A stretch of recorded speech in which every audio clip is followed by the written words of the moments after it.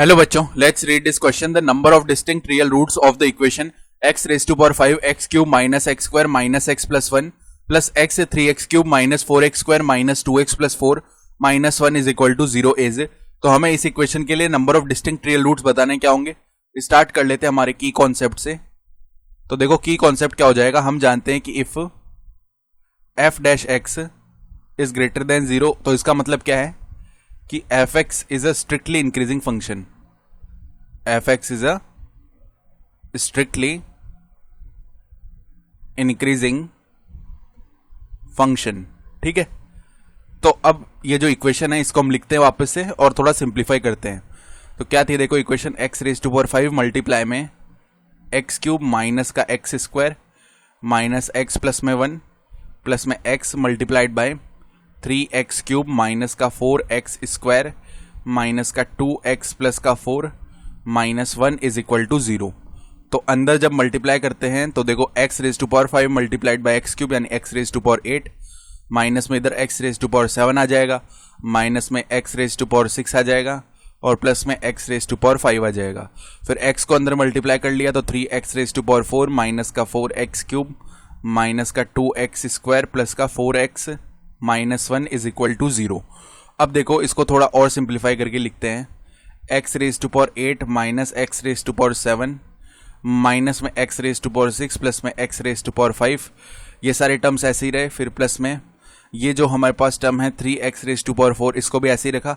अब ये जो माइनस का 4x क्यूब है ना, इसको हम कैसे ब्रेक कर रहे हैं, माइनस का 3x क्यूब और माइनस का x क्यूब, इसको ऐसे ब्रेक कर लिया।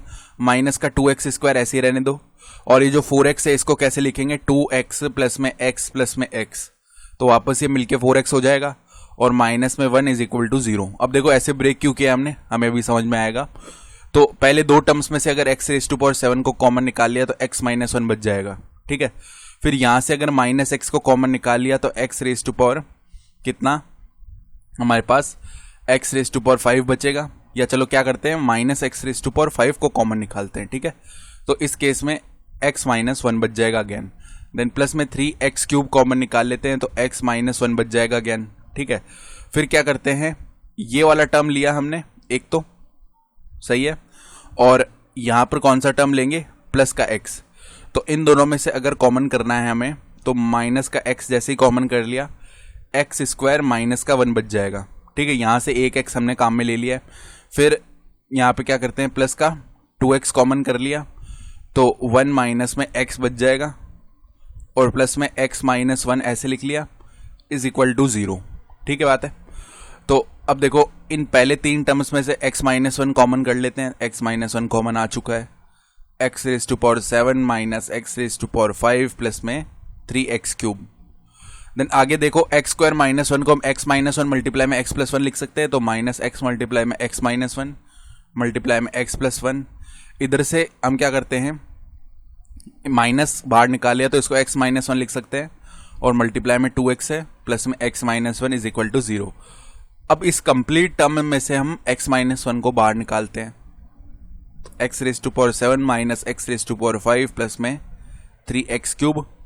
अब x माइनस 1 तो बाहर आ चुका है तो माइनस में एक्स स्क्वायर माइनस का x आ जाएगा, फिर माइनस का 2x आ जाएगा प्लस का 1 आ जाएगा इज इक्वल टू 0।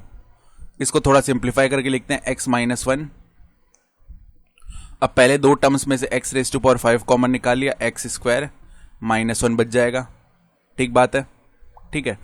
और फिर देखो फर्दर हम यहां से क्या कर सकते हैं, एक्स स्क्वायर माइनस 1 वाले अगर टर्म बनाने हैं हमें तो देखो minus x minus 2x minus का 3x बचेगा, तो प्लस में से यहाँ से हमने 3x कॉमन निकाल लिया तो एक्स स्क्वायर, और क्योंकि यहाँ पे माइनस का 3x है ना, यहाँ पे माइनस का 1 आ जाएगा, ठीक है।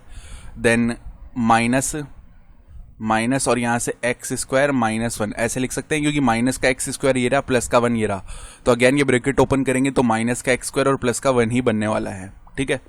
ये बन गया इज इक्वल टू 0। अब इसमें से एक्स स्क्वायर माइनस 1 भी बाहर आ जाएगा, तो एक्स माइनस 1 और एक्स स्क्वायर माइनस 1 बाहर आ गया, तो यहां पर अंदर क्या बचेगा, एक्स रेज टू पावर 5, ठीक है, और प्लस में 3x माइनस में 1 इज इक्वल टू 0, ये बच गया है, ठीक है।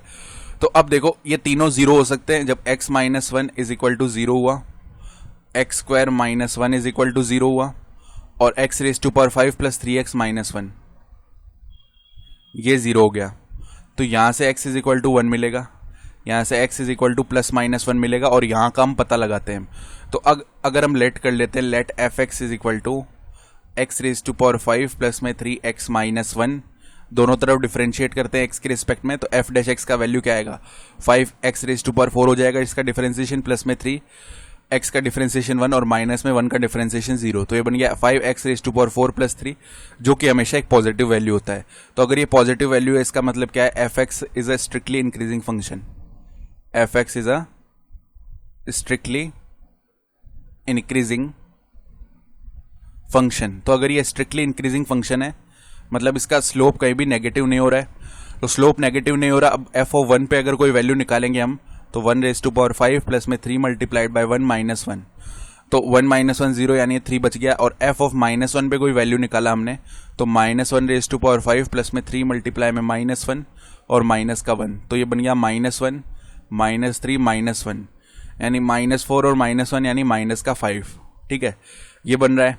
तो अगर इसको समझे हम, मान लो यहाँ पे माइनस 1 है और यहाँ पे प्लस का 1 है, तो माइनस 1 पे वैल्यू नेगेटिव आ रहा है और 1 पे जो वैल्यू है वो पॉजिटिव आ रहा है। तो इसका ग्राफ कुछ ऐसे जा रहा होगा, ठीक है, ऐसे जा रहा होगा इसका ग्राफ।